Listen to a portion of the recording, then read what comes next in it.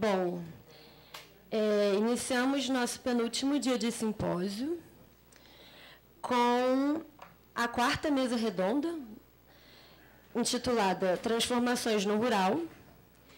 E eu convido para compor a mesa o professor Dr. Glaucio Marafon, da UERJ,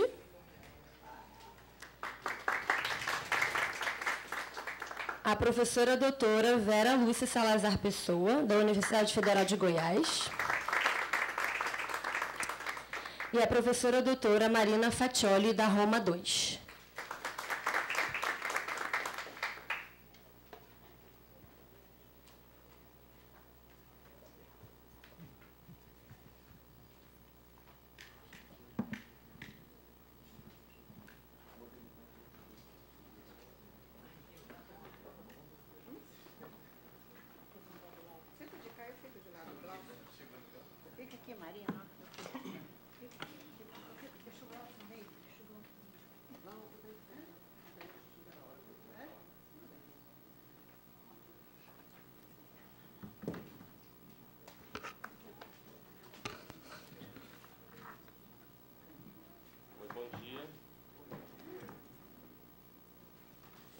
Satisfação, estamos aqui nessa mesa redonda.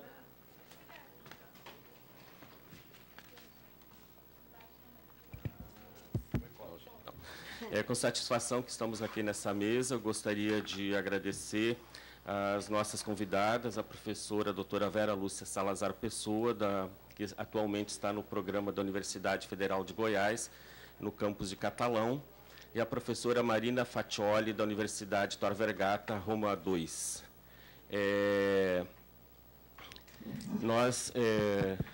Não foi combinado, mas nenhum dos três vai usar recurso digital, porque a modernidade não chegou ao campo. Então, nós três não utilizaremos nenhum recurso tecnológico. E nós vamos subverter um pouco a ordem e vamos passar a apresentação do local para o global, porque nós teremos, vou falar um pouco do estado do Rio de Janeiro.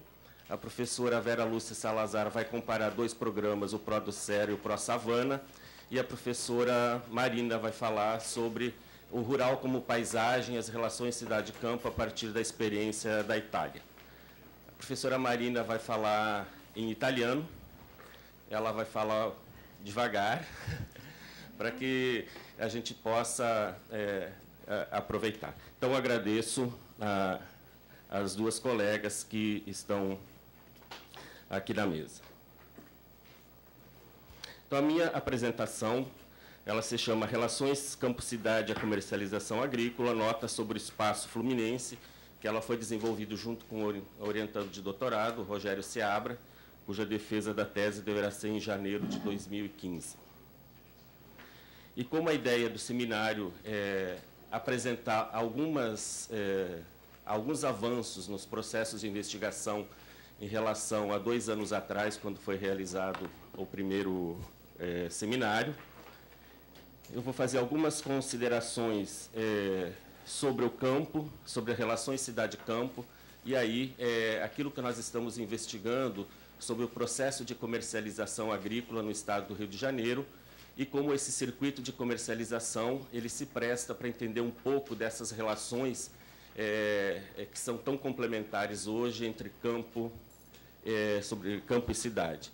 Porque cada vez mais os agentes de comercialização agrícola, eles desmontam o sistema oficial o SEASA e estão presentes hoje com as suas plataformas nas áreas de produção.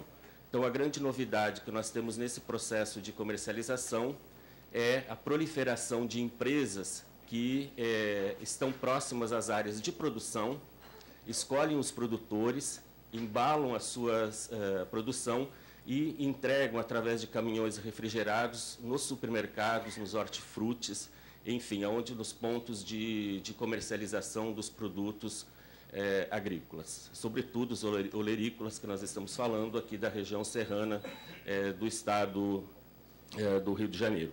Então, nesse sentido, de novidade, o que nós temos de avanço na pesquisa é nesse aspecto da comercialização agrícola e como esses agentes, como estabelecem as suas plataformas hoje de captação desses produtos agrícolas e como eles encaminham, então, para os supermercados.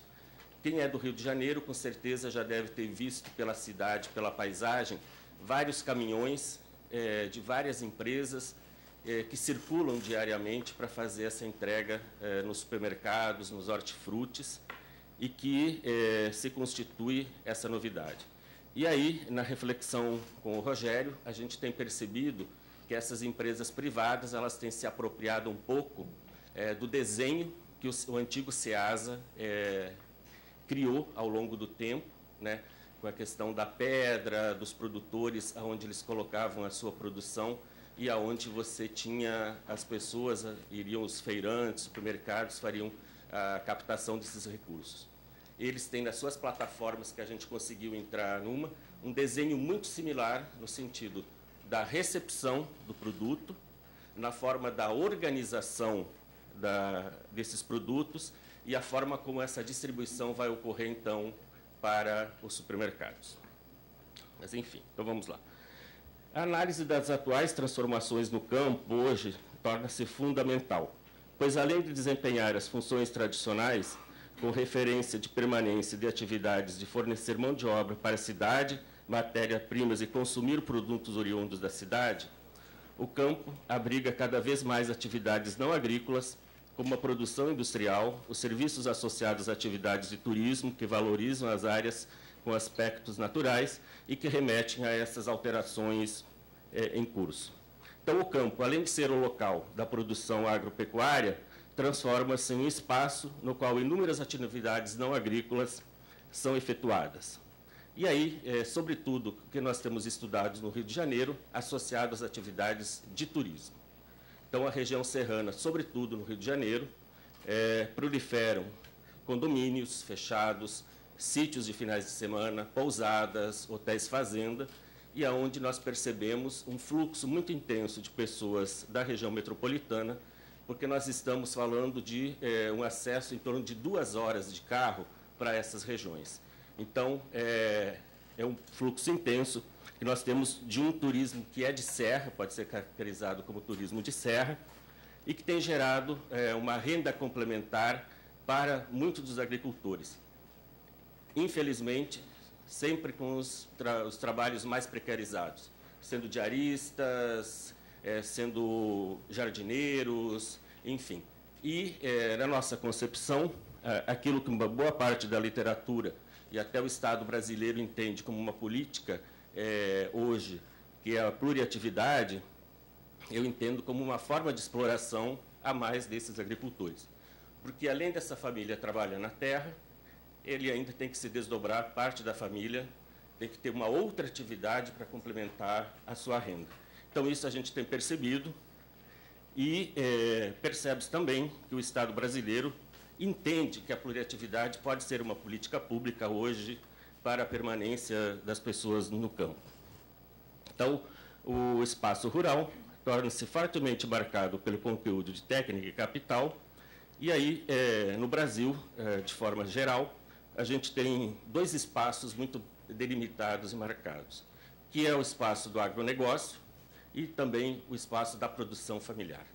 E o Rio de Janeiro é um estado pouco marcado pelo agronegócio, mas muito marcado pela produção familiar. E isso torna o Rio de Janeiro um laboratório bastante interessante para a investigação desses processos. Então, a presença de uma enorme diversidade de atividades vai decorrer da ação de produtores, sobretudo familiares, e como que eles vão se inserindo nesse processo de forma criativa e traçam algumas estratégias de sobrevivência.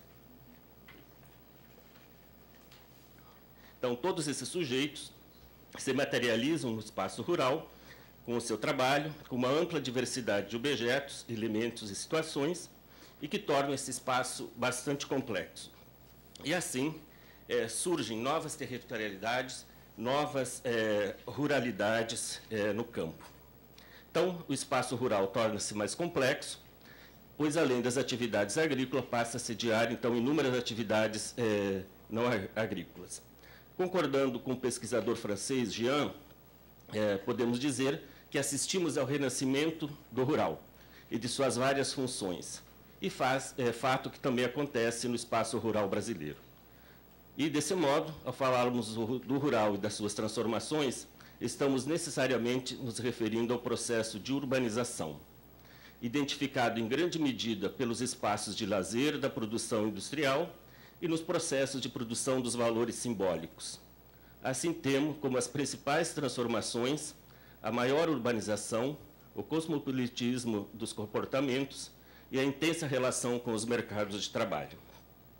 Assim, se por um lado a produção agrícola beneficiada pelas linhas de crédito, destinada principalmente ao mercado externo e integrada às grandes empresas internacionais, foi se expandindo e ocupando grandes áreas de terra, uma forma imposta de produção, de gestão de produção e comercialização de alimentos em escala mundial. Pois, conforme afirma Acker, os territórios rurais foram sendo incorporados a uma divisão técnica do trabalho que resultou na concentração da terra e na implantação de monoculturas, com o uso intensivo do solo, recursos hídricos e genéticos, com a perda da biodiversidade, com a homogeneização das paisagens rurais e com o desprezo dos sistemas agroalimentários locais. Então, esse é um pesquisador uruguaio que ele identifica para a América Latina isso como um padrão geral no processo do agronegócio, aquilo que a gente chama de agronegócio hoje no Brasil. Mas, além desse processo, a gente tem assistido no Brasil uma contracorrente no sentido de uma valorização da produção de base familiar. E essa produção de base familiar, ela tem crescido, tem sido valorizada e foi incorporada em termos de políticas públicas a partir do PRONAF nos anos 90. E o PRONAF ele tem sistematicamente avançado, ele tem se subdividido em vários programas de apoio local e isso tem facilitado, digamos assim, a permanência desses agricultores familiares no campo. Então, é importante pensar que espaço rural nós estamos pensando. Qual que é o espaço rural? Qual a reflexão que nós podemos fazer a partir daí? Uma coisa que tem me preocupado nos últimos anos é que na literatura, sobretudo brasileira, a gente não tem uma reflexão consistente sobre espaço rural. E eu acho que essa é uma reflexão que a geografia fica devendo a respeito para entender essas transformações que estão em curso, que não são, muitas vezes, captadas pelos dados estatísticos, e só através de uma avaliação, de uma pesquisa qualitativa, nós conseguimos captar esses indicadores. E o Estado do Rio de Janeiro, a agricultura ela é insignificante, e o discurso oficial é sempre que menos de 1% do PIB agropecuário contribui para o PIB estadual, e que, portanto, a agricultura aqui ela é insignificante, ela não tem importância e não merece um olhar mais atento do Estado. E nós discordamos disso, porque nós temos uma caminhada de trabalho de campo nos 92 municípios do Estado do Rio de Janeiro e que nos permite identificar várias atividades que são realizadas, desde um incentivo a um processo de agroindustrialização. Um exemplo que nós podemos ter hoje é a questão da fabricação da cachaça, que vários alambiques eles estão sendo estimulados e certificados pelo Ministério da Agricultura, com incentivo a uma cachaça de qualidade para o mercado interno e para o mercado externo. E aí eu associo aí já com o PRONAF, que muitas vezes o financiamento advém dessas linhas de créditos oficiais do governo federal. A proliferação de produção de base agroecológica, sobretudo os orgânicos, e que passam a atender, então, ao mercado consumidor mais elitizado economicamente, porque no Brasil nós temos a produção de base ecológica com preço, às vezes, 100% mais caro em relação ao produto tradicional produzido de forma tradicional. E nós vemos isso em alguns supermercados da Zona Sul do Rio de Janeiro, em algumas feiras que têm proliferado pela cidade, no sentido de colocar esses produtos. E as feiras de base orgânica, elas viram quase que um evento da cidade, porque Os produtores vêm para fazer a sua venda e os consumidores são quase sempre os mesmos e acabam sendo quase que um círculo social no sentido de uma convivência. Então, eu tenho frequentado a Feira da Glória, onde nós temos aí há algum tempo já uma feira orgânica, e você percebe essa relação de maior proximidade. E alguns estudos que nós já fizemos nos identifica essa fidelidade do consumidor ao produtor orgânico. E aí é uma relação de credibilidade, porque nós, enquanto consumidores comuns, nós não sabemos dizer se aquele produto é orgânico ou não é orgânico. Ou eu acredito ou eu não acredito. Então, porque só uma análise através de laboratório é que você consegue identificar se aquele produto está livre ou não de agrotóxicos. Nós temos um exemplo emblemático aqui no estado do Rio de Janeiro, o ator Marcos Palmeira. Ele tem uma propriedade grande em Teresópolis e ele é um produtor orgânico e milita no movimento agroecológico há muito tempo, inclusive trazendo indígenas do Xingu para fazerem um trabalho, aprenderem aqui na sua propriedade. Mas também a gente ouve, como ele tem a certificação e ele embala, alguns produtores próximos falam assim, quando falta produção a gente vende para ele. Então, é um mercado que é pontual, que é caro e que as nossas pesquisas indicam sempre que os pontos de venda no Rio de Janeiro estão restritos à Zona Sul, aos supermercados e hortifrutis e feiras localizados na Zona Sul, onde você tem uma população com poder aquisitivo maior. Então, também temos áreas de produção de ervas finas, enfim, de alguns componentes para restaurantes sofisticados e que permite, então, que você tenha alguns restaurantes aqui sofisticados no Rio que não precisem comprar muito distante os seus produtos frescos no sentido de fazer a comida. E o Rio de Janeiro, ele não é conhecido pela produção agropecuária, mas tem hoje um dos maiores e reconhecidos produtores de sêmen bovino no Brasil, que é da família Pisciani, né? E tem uma tradição já bastante antiga. Então, o Rio de Janeiro não produz bovinos, mas, ao mesmo tempo, tem a tecnologia mais avançada em termos de produção de sêmen para venda no mercado brasileiro. Então, você encontra uma série de atividades que ocorrem nesse rural do estado do Rio de Janeiro e que acaba não se revelando por conta do peso da metrópole, do peso da população urbana, das atividades que acontecem aqui no Rio de Janeiro. Mas, se você se debruçar um pouco com mais calma e verificar o que está acontecendo, a gente acaba encontrando uma série de atividades ligadas à atividade agropecuária e que permitem a gente pensar essa relação cidade-campo a partir da perspectiva dessa produção, desse circuito que está acontecendo. Então, essa nova relação campo-cidade não se baseia mais nas contradições, mas na complementaridade e na dependência, né? Então, mas como pensar essa relação, como diz o Montemor, que antes de qualquer coisa é complementar no início desse século XXI. Então, ressaltamos aqui alguns pontos que consideramos fundamentais para essa reflexão. Vivemos uma época rotulada de globalização, na qual o papel da técnica e da informação é fundamental para a configuração de uma sociedade cada vez mais urbanizada. E aqui nós pensamos o processo de urbanização da sociedade no sentido do Henri Lefebvre. E ocorre o predomínio da população urbana, diminui a população rural e as atividades agropecuárias passam a estar cada vez mais associadas ao urbano industrial. O sistema logístico implementado no território é pensado para dar suporte ao atendimento da esfera produtiva e da produção agropecuária.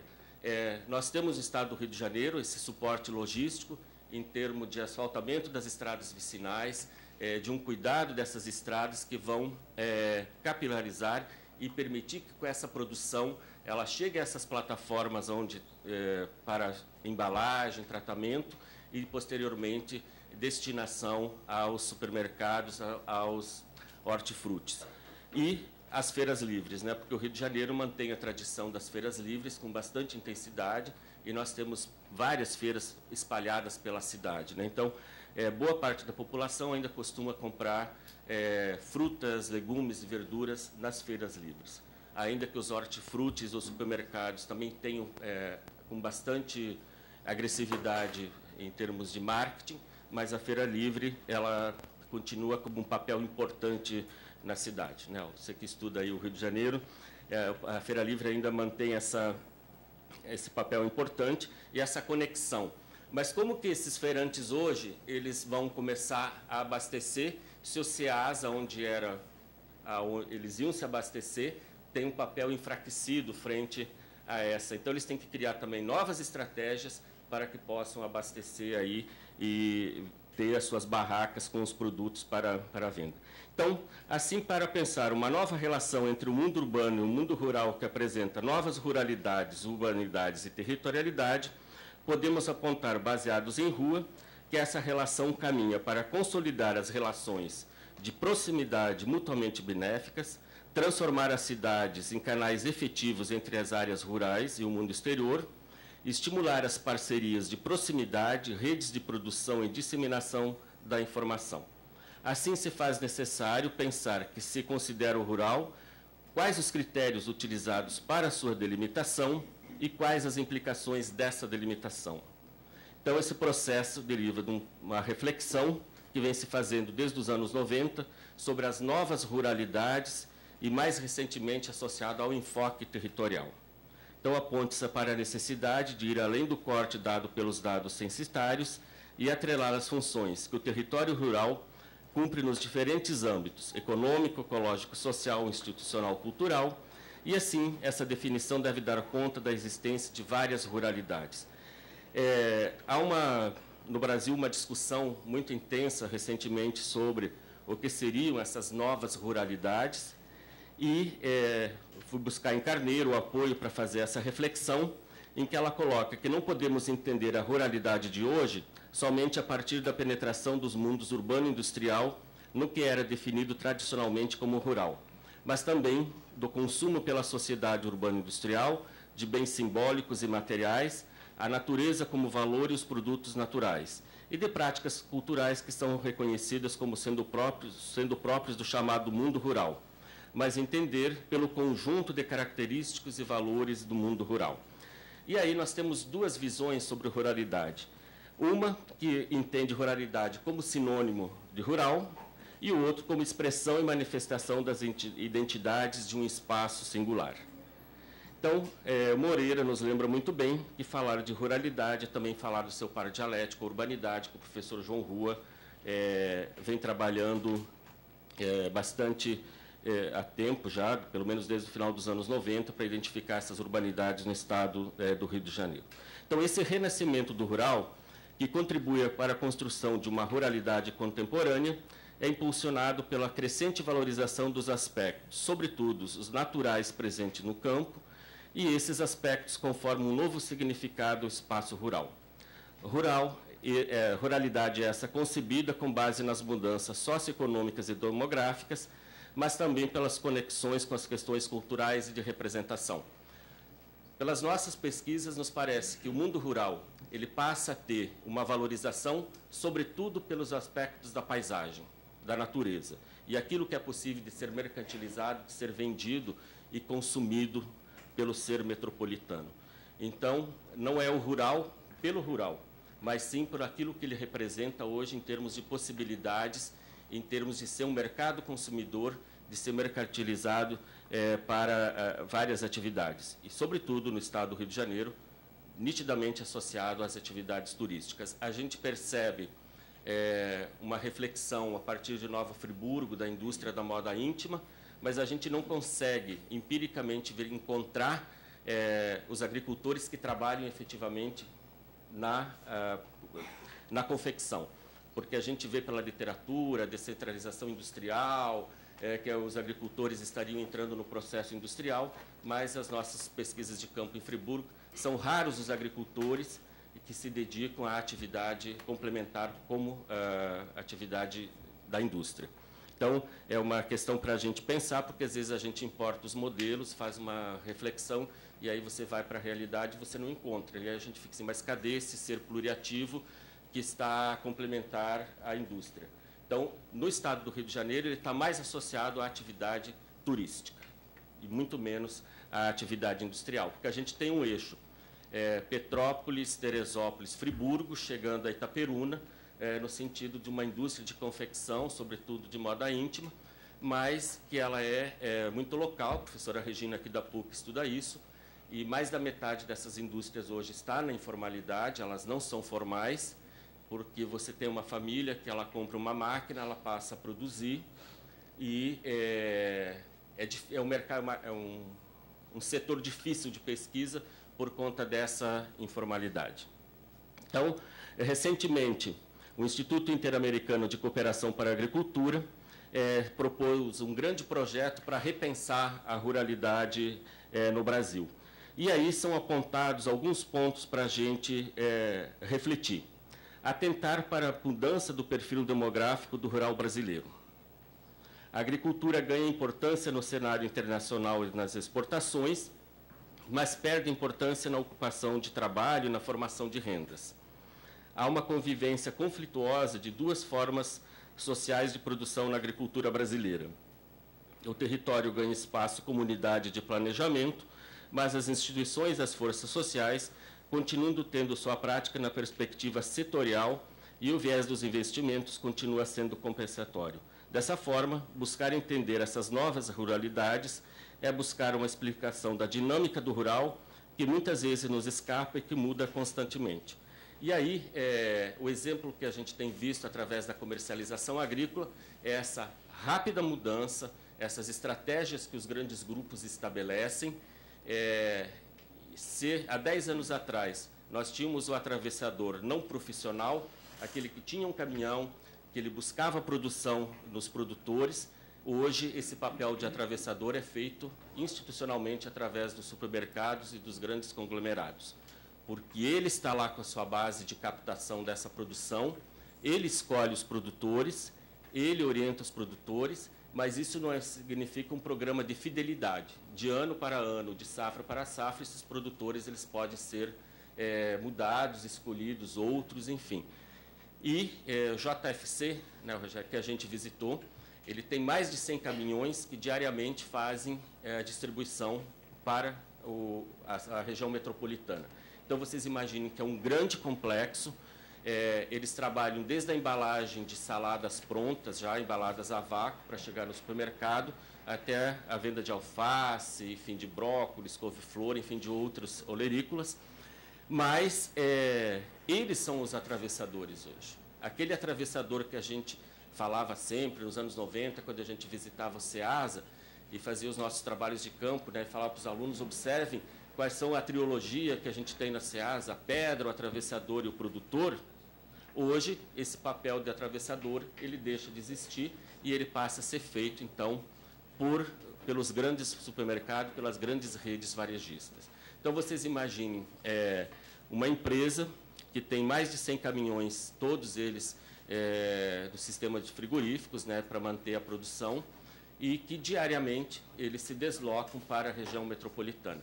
Mas, como tem essa empresa grande, nós encontramos mais de 40 empresas fazendo esse papel na região serrana, né? Então, se vocês, quem mora no Rio de Janeiro, ainda não se atentou, procure observar, sobretudo de manhã, quando estão circulando esses caminhões, eles estão chegando aos supermercados e chegando aos hortifrutis. E os supermercados, eles têm um estudo, obviamente, e eles sabem qual o dia da semana que as donas de casa vão comprar e quais os produtos.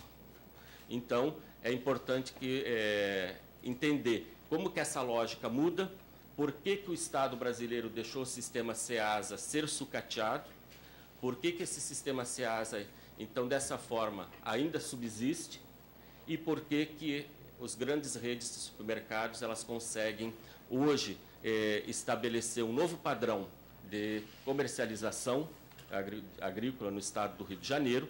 Não avançamos na nossa pesquisa, não sabemos como são nos outros estados da federação, mas esse é um processo, sobretudo, dos anos 2000 para cá, no Rio de Janeiro. Então, acho que esse é um fato novo que vem e que a gente está, junto com o Rogério, né, fazendo alguns esquemas, mas esses esquemas nos têm dado uma aproximação muito grande com o que o sistema SEASA fazia. Então, há uma transposição um pouco daquilo que o Estado fazia e como que essas empresas se organizam. A diferença é que no SEASA você tinha alguns postos espalhados pelo Estado e uma SEASA central aqui em Irajá, no Rio de Janeiro, próximo à Avenida Brasil, que permitia uma circulação, uma logística de distribuição. E hoje você tem essas empresas, basicamente, com a sua plataforma na área de produção. E, a partir da área de produção, você faz a distribuição desses produtos. Então, para pensar essa perspectiva dessa ruralidade, dessa relação cidade-campo, numa perspectiva da comercialização agrícola, muito mais uma perspectiva de complementaridade, de um grande mercado que se estabelece, e aí a partir do Rio de Janeiro. Então, seria essas observações que eu queria trazer para vocês. Muito obrigado. Então, passo a palavra para a professora Vera Lúcia.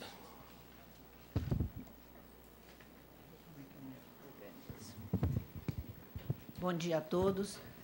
É um prazer estar aqui novamente na PUC, nesse encontro, nesse simpósio internacional, organizado pelo Álvaro, João Rua e toda a equipe que está envolvida nessa tarefa.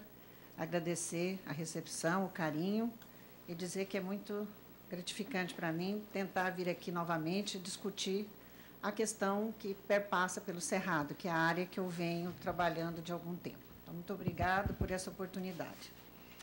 Eu diria que, antes de iniciar as considerações que eu vou tentar fazer com o meu tema, que eu acabei definindo como Prodesser e Pró-Savana, o Cerrado e a Savana no contexto das transformações no rural, no primeiro encontro, eu trouxe já uma discussão acerca do Cerrado. Foi um tema escolhido para compreender porque as transformações que ocorreram e ocorrem nesse Cerrado ao longo desses 40 anos é algo significativo. Para quem vive na região como eu vivo, acompanha, é difícil assim, você imaginar o que a tecnologia fez com esse Cerrado brasileiro. E foi muito interessante, porque sábado eu fiz uma viagem a Goiânia, eu fui de ônibus de Uberlândia a Goiânia por uma rodovia, a BR, que está duplicada. E voltei pela rodovia que vem de Goiânia, passa por Caldas Novas, Uberlândia. Foi, assim, interessantíssimo, porque eu já pensava de vir aqui nessa discussão, de ver como esse trecho do Cerrado está, assim, totalmente transformado, modificado, a partir da modernização que foi implantada na segunda metade da década de 70. Então, você olha, assim, são extensões, a cana-de-açúcar, o café, a soja, que agora tem áreas que já não está sendo tão de grande sedução, mas a cana mecanizada, a colheita mecanizada, e você olha e pensa, aquele cerrado que era de terras ruins, apenas uma vegetação retorcida, totalmente, né, na tecnologia, e, em contrapartida, você tem uma população que ainda vive em situações ainda tradicionais, as comunidades. Então, isso nos leva a ser uma reflexão muito grande acerca do Cerrado. E, nesse sentido, ainda temos algumas áreas preservadas, porque justamente onde a mecanização não pode ser feita, ainda o Cerrado está predominando, a vegetação natural, e a criação de gado, sobretudo de corte, de leite em alguns lugares. Mas a grande... E sem falar no trecho Uberlândia-Brasília, que eu faço também, quem passa é aquilo ali, já virou assim, né, completamente alterada essa transformação. E cada vez mais isso tem um motivo interessante, que é a partir da segunda metade da década de 70, e um programa que eu estudei, venho estudando, ele já terminou, mas ele que deixou uma contribuição em termos de tecnologia, ninguém pode negar. Então, foi a partir dessas constatações, que continuam ainda sendo observadas com bastante significado, para ver tanto o agronegócio quanto a agricultura familiar. E grande parte, eu diria, desse momento deve-se ao Prodesser, o Programa Nipo Brasileiro de Desenvolvimento Agrícola da região dos Cerrados, que cumpriu seus objetivos econômicos. Nós não podemos negar o cumprimento do objetivo econômico do Prodesser. Cumpriu na íntegra, né, se a gente for colocar, em termos de gerar uma agricultura altamente tecnificada, moderna, nessa região. E que ele encerra, do ponto de vista de financiamento, a sua atuação no final dos anos 90, início de 2000. Então, ele teve mais ou menos uma duração de 20, 21 anos em termos de financiamento. E foi a partir desse período que a gente sempre está acompanhando e vendo essas transformações. E um fato muito interessante aconteceu quando, ano passado, eu recebi um contato de uma professora da Universidade de Tóquio, a professora Sayaka Funada Klassen. Ela é da Universidade de Tóquio, junto com a professora Aminaka Akio.